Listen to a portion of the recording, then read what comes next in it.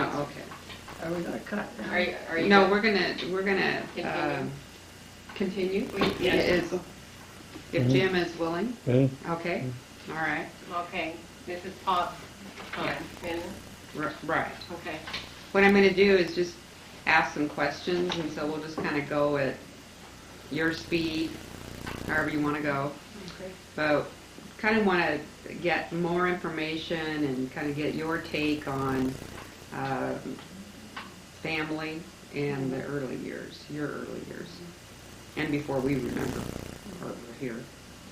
And so, Dad, when you want to give us your birthday and where you were born. November the 9th, 1912. And you were born in? I was born in Viola. Kennewick. Not Kennewick. Viola. Soden. Soden County. Soden County. Okay. And were you born in a hospital or I was born in the home. in a home? Yeah. At home. Oh, not at home. Yeah. At home. At home? At home. In Peola. Oh, In Peola, 20 miles from Pomeroy, 20 miles. that's from in Clark. Minnesotan County? Mm-hmm. I didn't know that. We were at Peola. Yeah. That, Yeah, we We went. went through just about where it was. Well, Right. we did because we drove did. down to yeah, the place. yeah. We went and And that looked was at the it. line right there, that, on the road, Right. where we turned around and went back. Right, okay. And then when your parents and our grandparents were Mary and Michael Harris. Yeah, Michael P. Michael P. And Grandma's maiden name was Margaret. Cooklick? Cookley. Cooklick. Cooklock. Her name was actually Mary Magdalene. Oh, I didn't know that. Her name was Mary Magdalene? Mary Magdalene Cookley. Oh, I always thought it was Marie. And then, what do you remember in terms of what they told you on and how they came to the United States? And where did they come from, or their families? Well, Dad, he was 3 years old when he came over, so he wasn't told much of anything. And he came from, where does his They parents? came from southwestern Germany, down next to France Okay. and Italy. Did it, on the lower end. do you remember if they had was there a town that they lived in?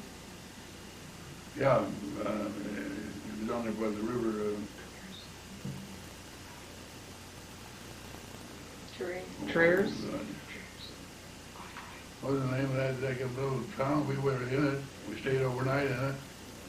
Not Pittsburgh. Oh, Triers. Triers? no, Trier. We went through Trier to go down Okay, there. Mertzick or Longwick? No, not Mertzick. Yeah, no, Or Longwick. Mercy. Mertzick. Mercy. Mercy? Okay. And, That's where Dad was born. okay. In other words, where's the church? Pictures on the wall where the church is. Oh, okay. That's the church. That's the church that he Dad came was from. baptized in. Oh, okay. All right. And what were your grandparents' names? Nicholas Harris, and Grandma's was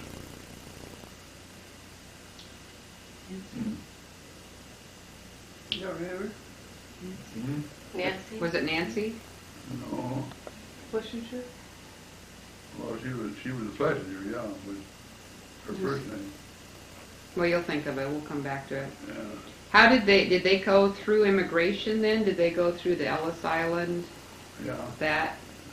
Okay. Did they tell any stories about what that was like to go through it? Not too much. Not directly from them. From the parents, I never picked up anything. Would it be interesting to tell them how your mother got here? No, it's next. Didn't she come over with one of the uncles? She came over with Uncle Tom. And why did Uncle Tom come over? He come over he would come over because he wanted to come over too. Yeah, And, but he was supposed to go back. well, in other words, we got to the border and to get on the boat and here he didn't have no training, in other words. He was supposed to went through the school. Oh, And so then they had to take off and go back towards this is right at the Warzig, and they had to go back in a ways. I forgot how far it was now, but there was an uncle lived there, and he fixed and worked it out for them that they could go, and then Uncle Tony was supposed to come back. He was helping Mom get over it. Well, that's what it was, just two of them. did he go back? He never went back. He never no. went back. How old was Grandma when she came over here? She was 13. 13? And where were they living? Where did... Well, they came to Pomeroy, and But I mean, when they were in Europe, where did they come from?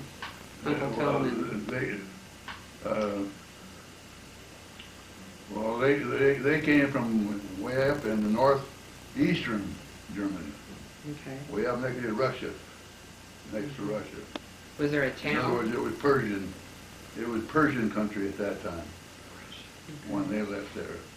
Do you remember what town they came from? Freidenberg. Freidenberg?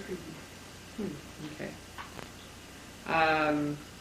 Why did Grandpa's family, his mom and dad, and he come to the United States?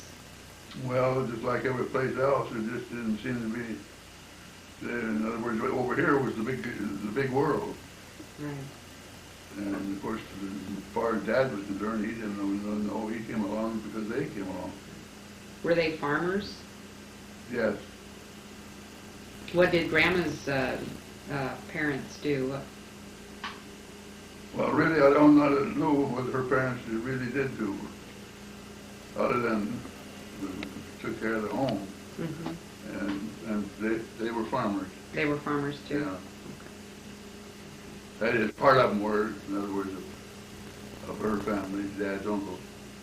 So is she and Uncle Tone the only ones that came over to the United States? Did any of her other brothers and sisters end up coming? Well, Uncle Frank came over first, Oh, okay. and he came over with fighters. Well, it wasn't fighters, it was Mrs. Fitzgow. In other words, Jim, the fighters come in. It was one of the fighters. He sponsored them to come over.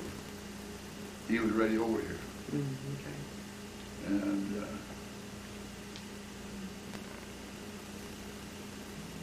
So Jim, you're from Grandpa's side of the family. That's the Grandma. Grandma's side. Grandma. Oh, I thought you just said Grandpa. well, in other words, the fighter. He was Oh, Grandpa. Okay. he was the head of the family. Right. Okay.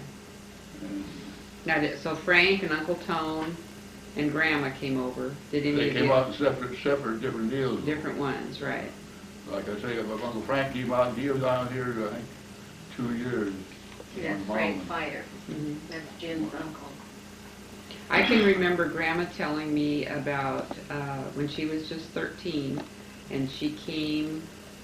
She must have come by way of Portland, because she remembers cars like Don's High Wheeler in Portland, and that was the first of what she saw.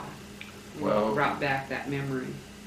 Well, the reason that she went to work, she worked in Portland for a while Oh, after she came over here. what did she do in Portland? Worked in the home. Worked in the home, like a nanny, or Well, just like a helper. okay. In other words, well, like Ann, coming here in the morning, and, Oh, right, Anna. Okay. you know, and that only there that she lived in. Mhm. And then, how did Grandma and Grandpa meet? Well, in other words, Pomeroy.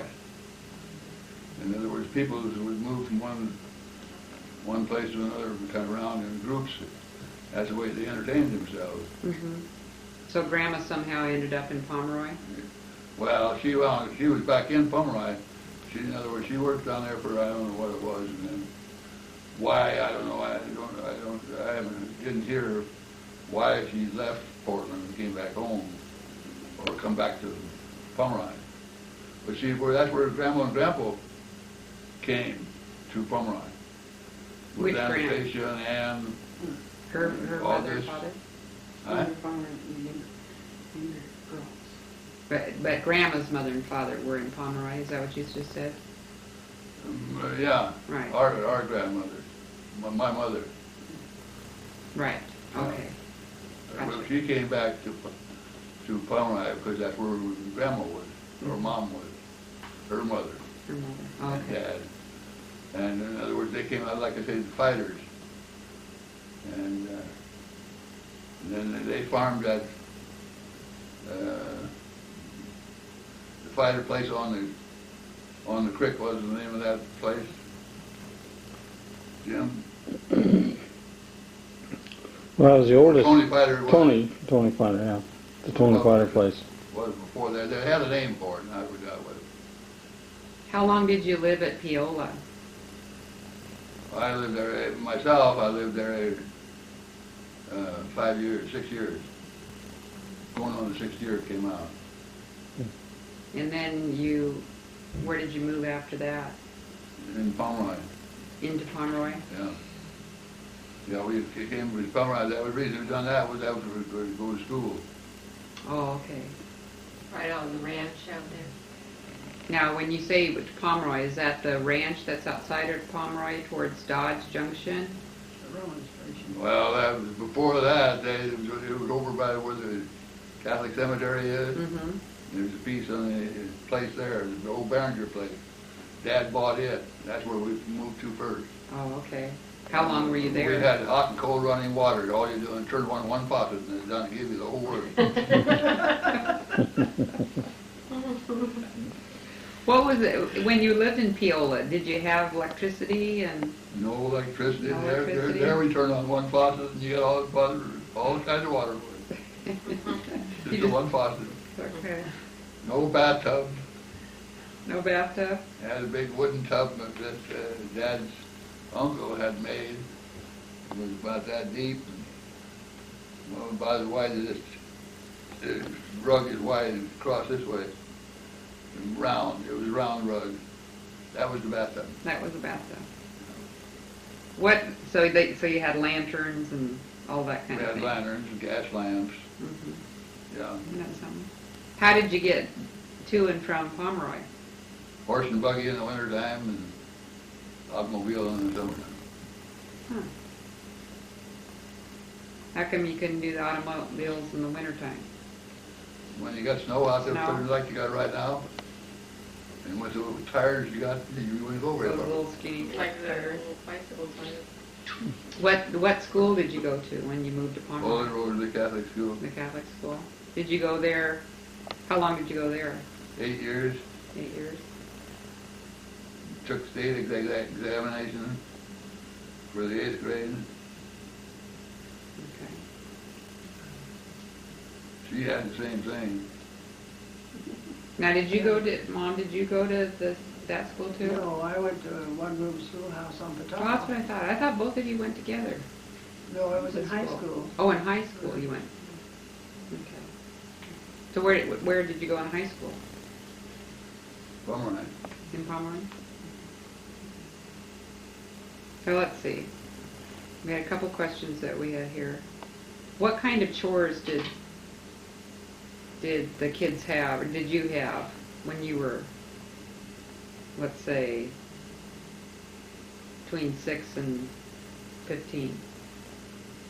Well, being I was the oldest in the family, I got all the jobs, early jobs, right off the bat. Then get it turned over to the next one underneath me. Well, that'd be a good deal. Yeah. Is that why families had 10 and 12 kids? That's right. I bet Grandpa's really happy he had all boys and one girl. Yeah. Uh, I beat rugs and I've done everything. I would wash dishes, What about, The whole thing, huh? Milking cows. milking cows. I know he can milk That was a cows. paradise when I got to go out and milk cows. Yeah. Boy, that was a graduation. How old were you when you started doing like that kind of the farm chores? About 6, 8 months, 6, 8 years old. Huh. So you had to start beating rugs real early. Oh, yeah. They had dust in too, just like they got it out. Then after, so when, we'll get to your early days, Mom, but That's all right. you guys knew each other in Pomeroy Well, we knew at of that each time, other. of each other? We know of each other, There was no really any family association. In other words, it's just like anybody you knew. Right. How big was Pomeroy at that time? How many people? Do you remember? Oh gosh, I don't know. There. Bigger than it is now or No, smaller? No.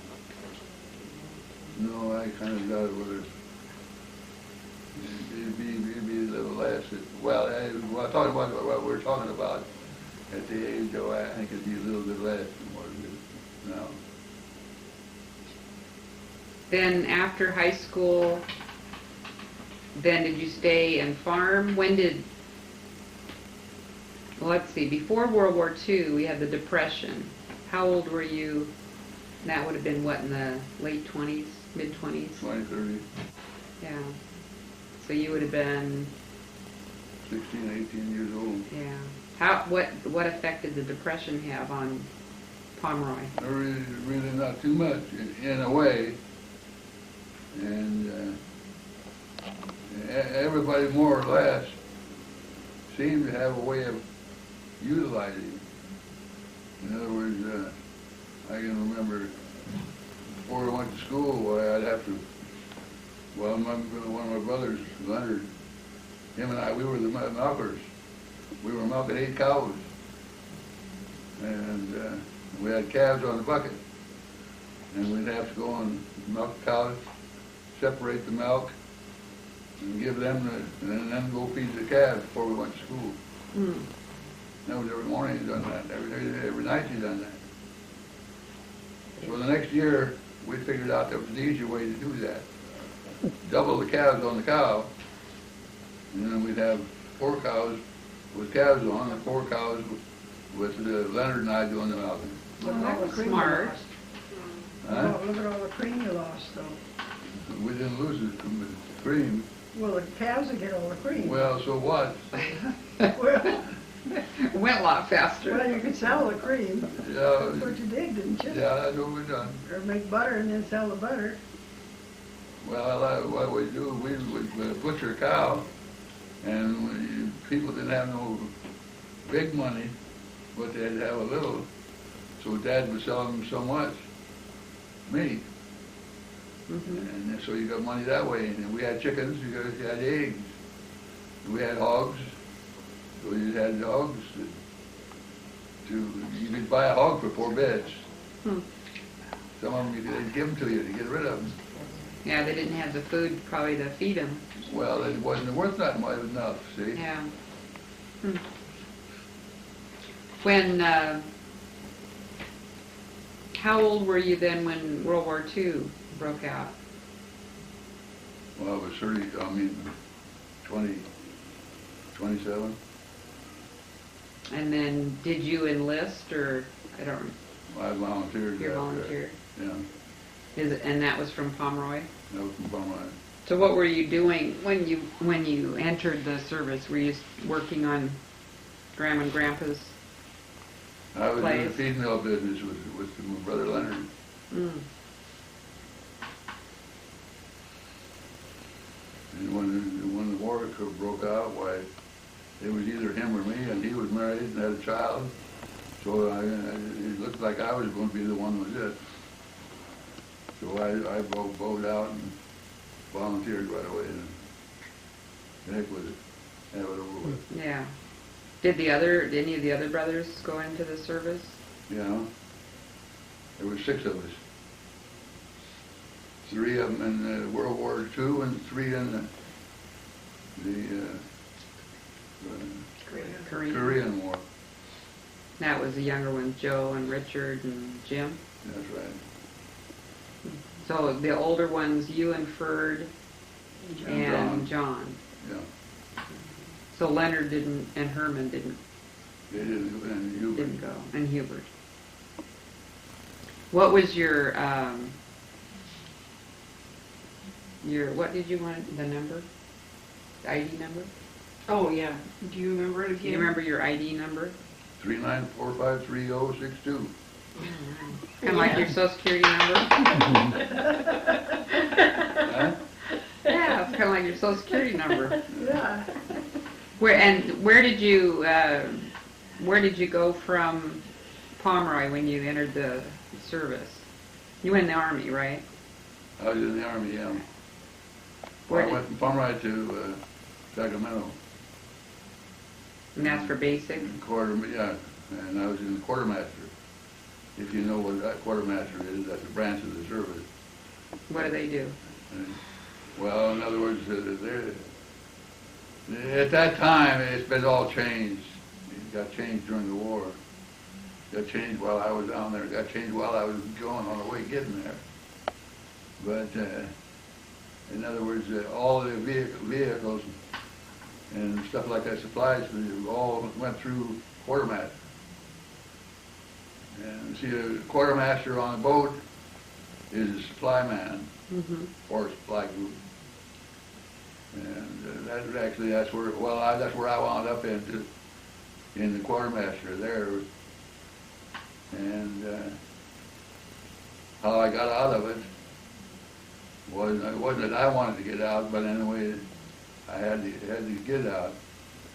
Was that the Army had changed, like I said, the quartermaster.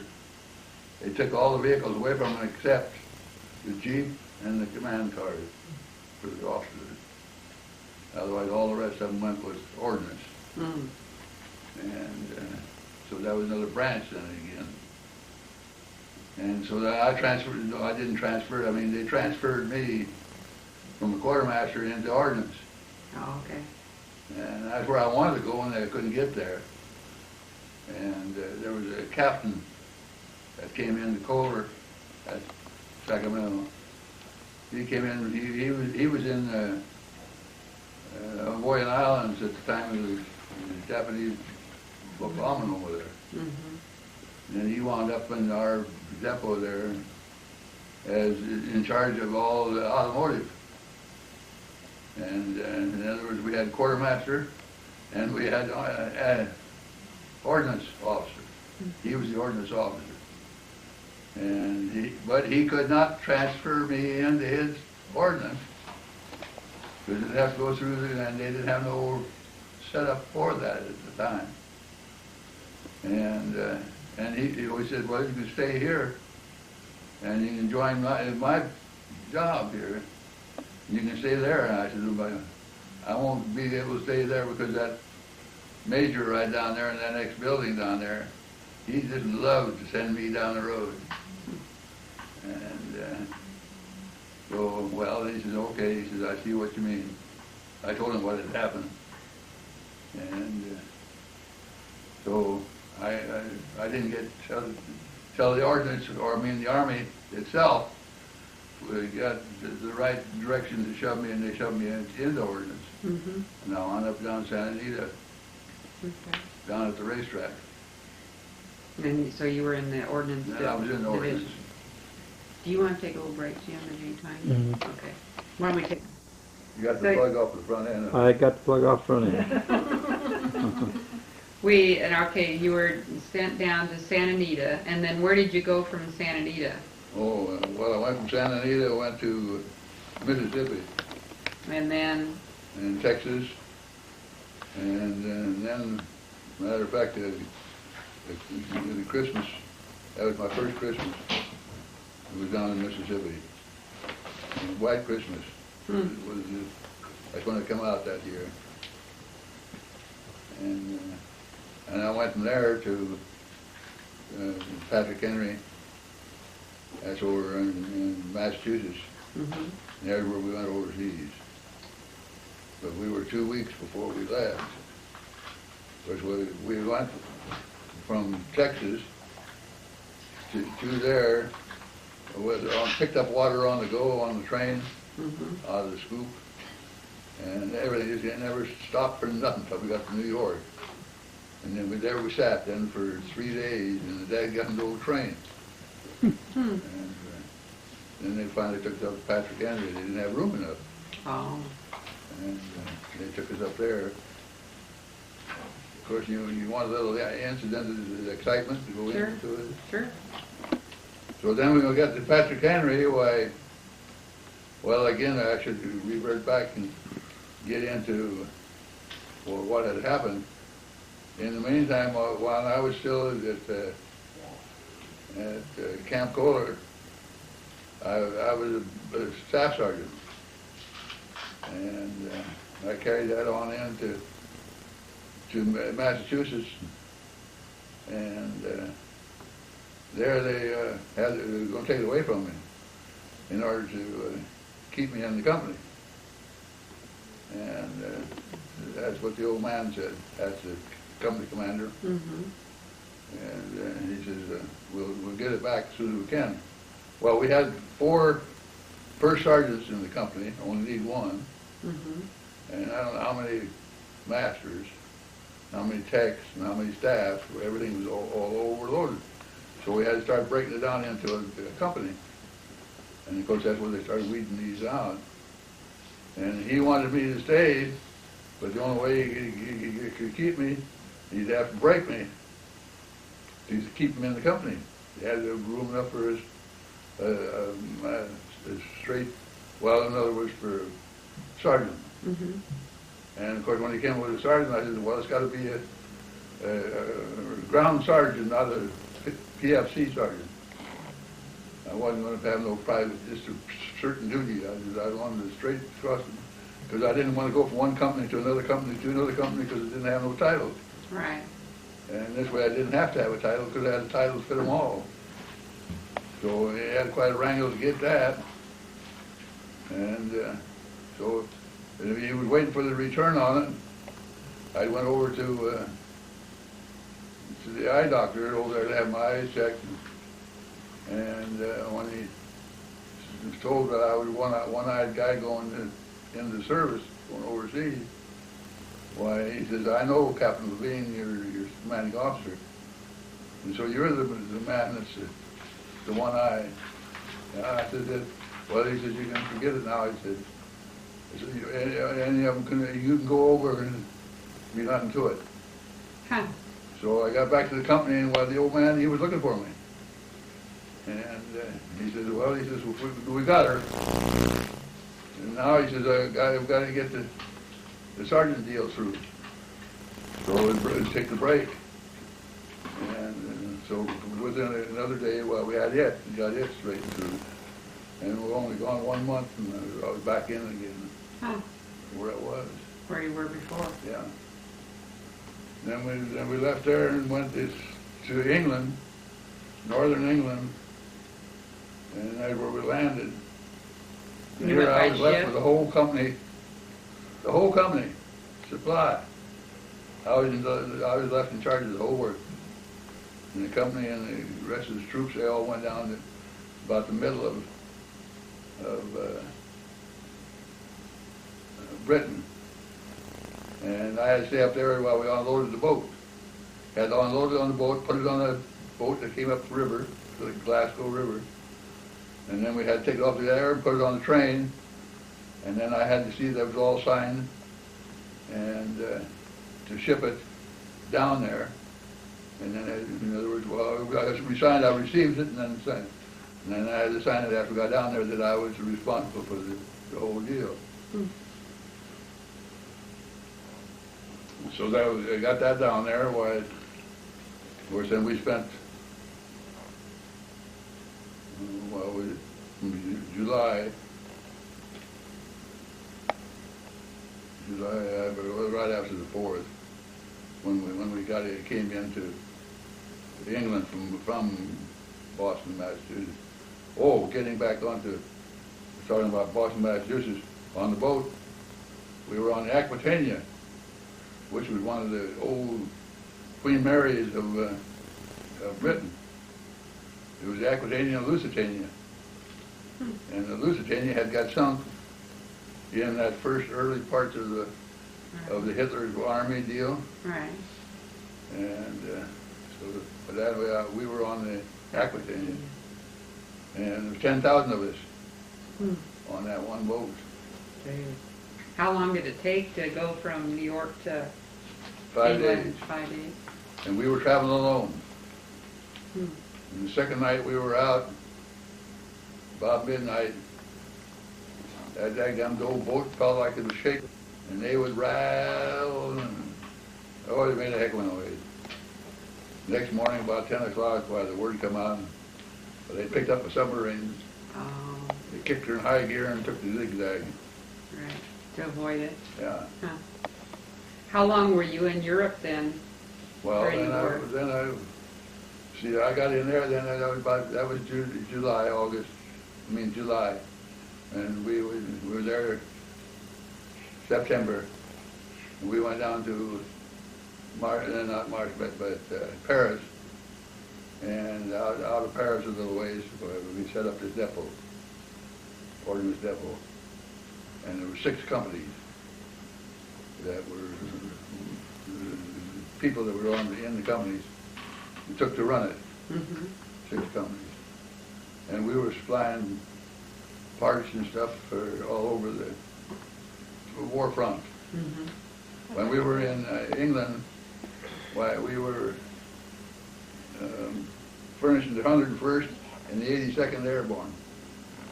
And everything was being flown in, and the old stuff was brought over, was shipped over back by plane. And we had to take the old supplies, or the old parts in. That's what we were working in, was the old parts. And then we got over to France, well, then we set up the depot. And of course, you wind up with the Army category going on, you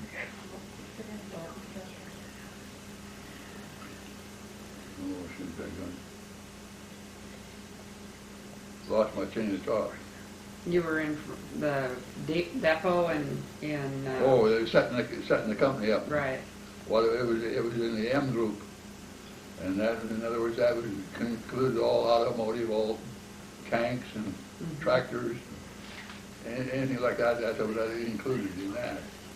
Where in the A group was the artillery and stuff like that.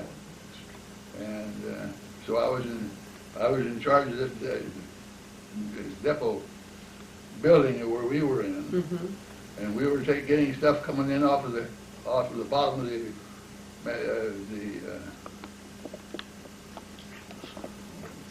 not the Puget Sound, but the one by England and France.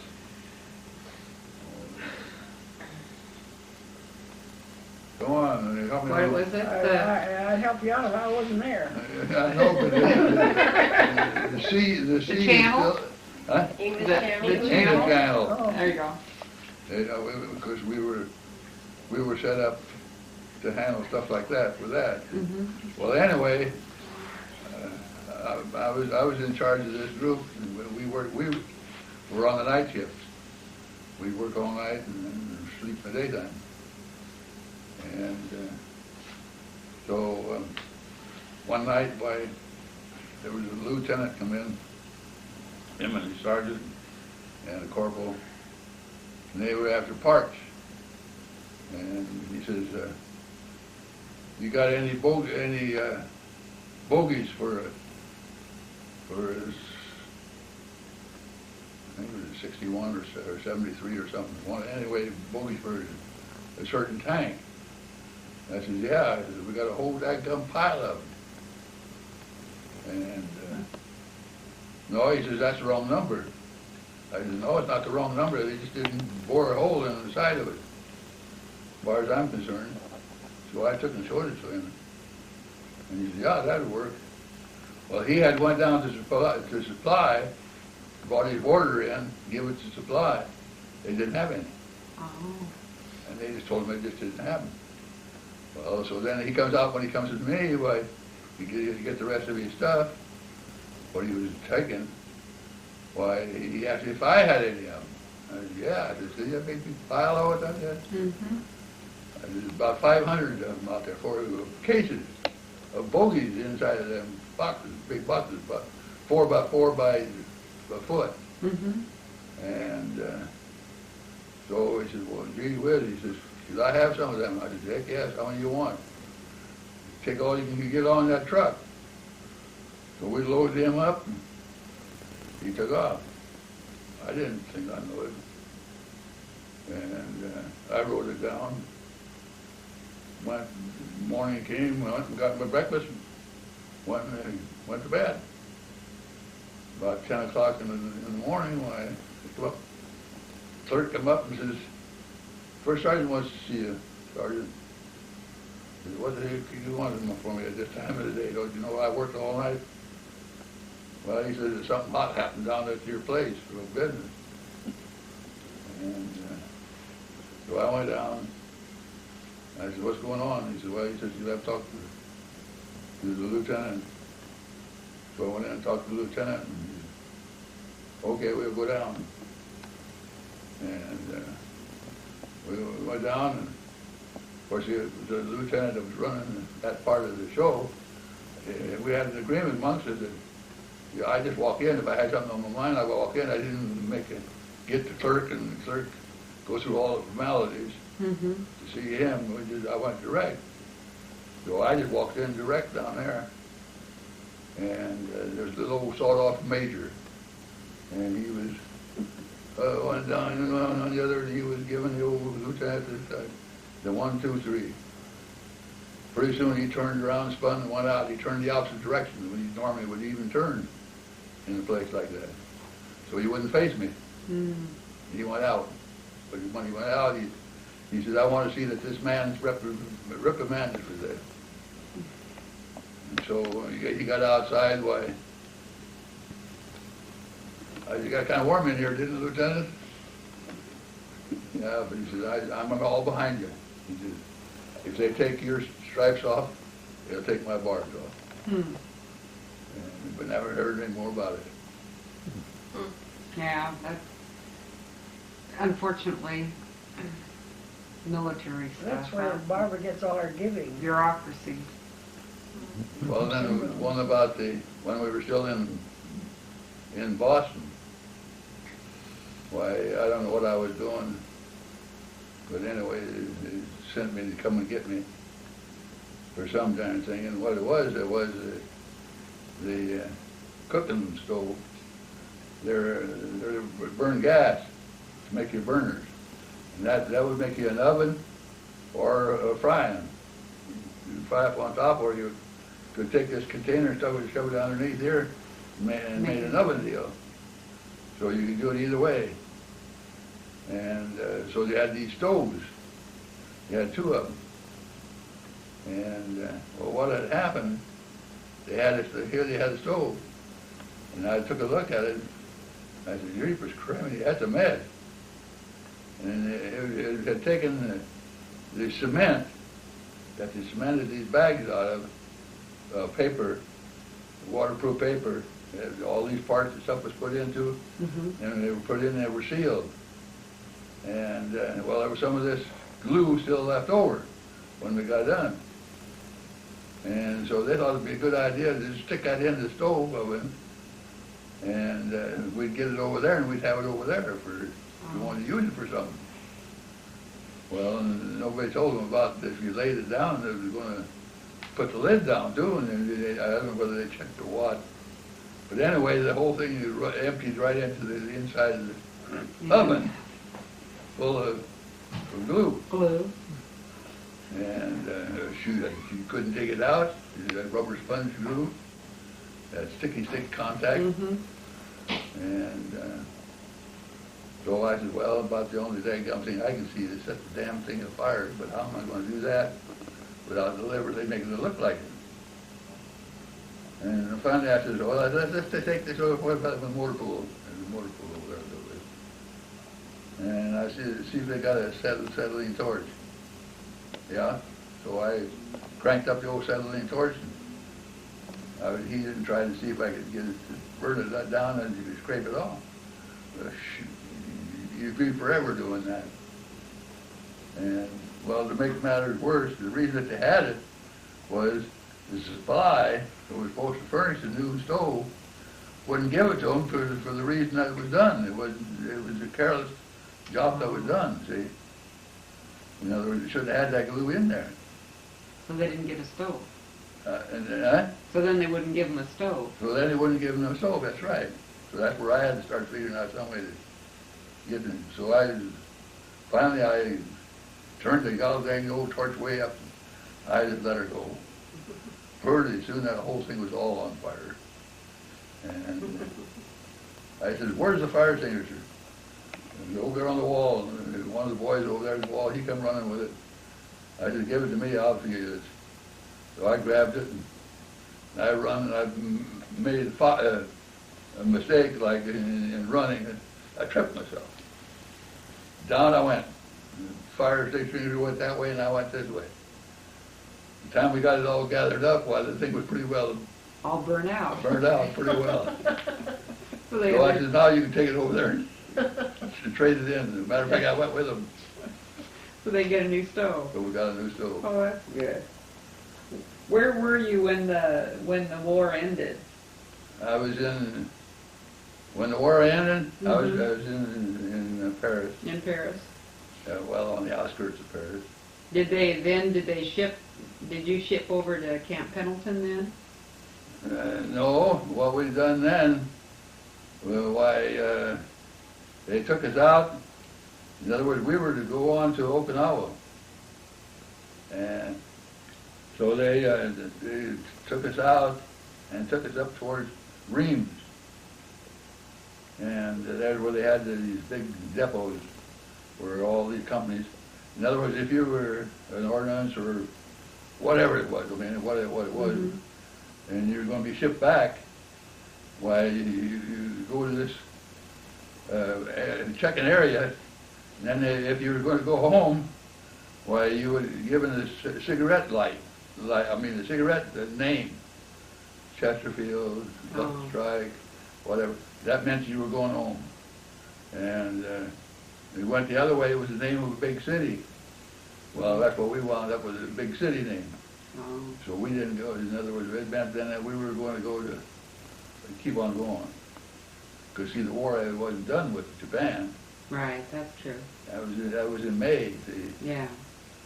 And then we moved, well, when we left there, I'm just putting your loan category again by myself.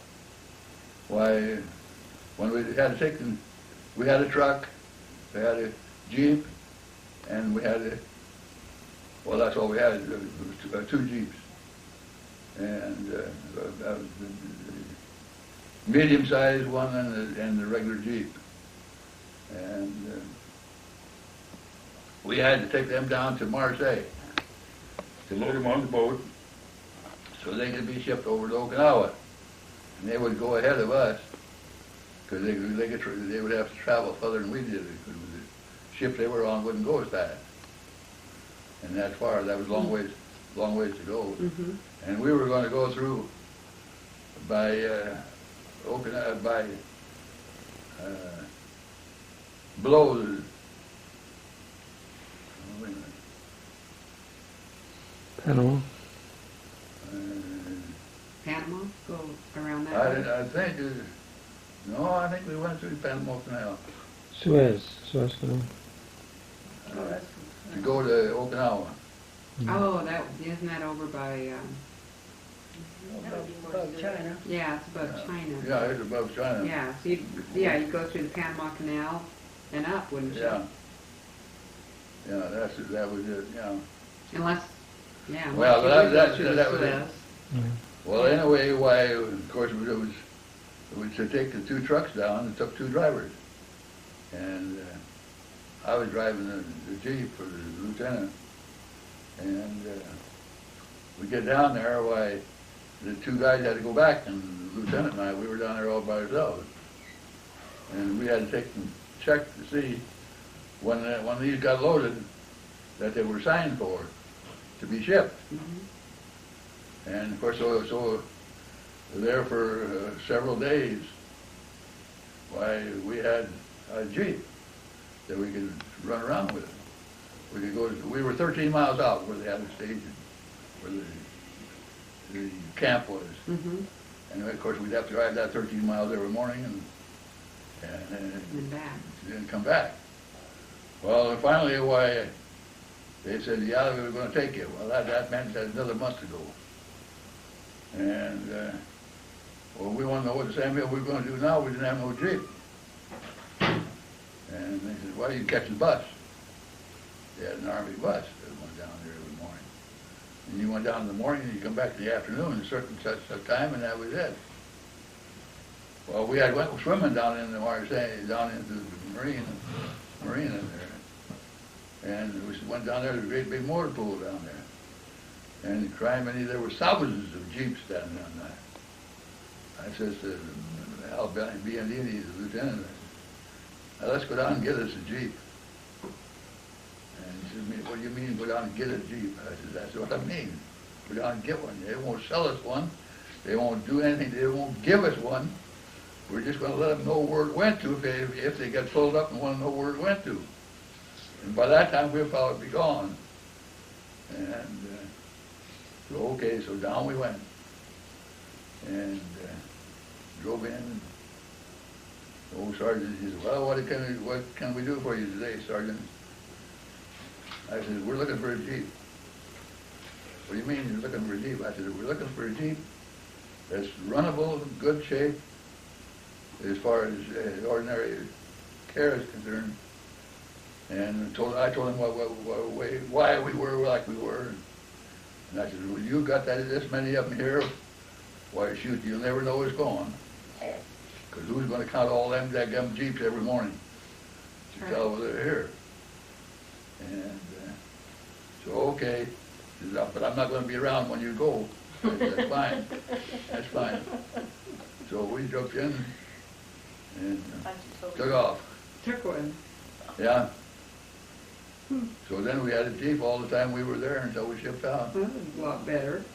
Heck of a lot better. Yeah. Well, Yeah, it's creative. That's their survival. That's right. and none of the officers could get the Jeep unless I said yes. I was responsible for Well, it. that's right. Yeah. Well, when you were in Camp Pendleton then, and your discharge, how did you get to Eureka? You mean Camp Kohler? Is that where? Oh, I thought you were in Pendleton. No, You came Camp back Kohler. to Camp Kohler. Camp Kohler, that's down by Sacramento. And then why did you go to Eureka? Or you went home first. Oh, that was to go home. Hmm. And you went home, but then you ended up in Eureka somehow.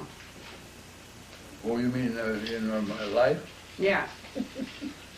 Well, that's where she lived. Oh, if you went to see her. No, that's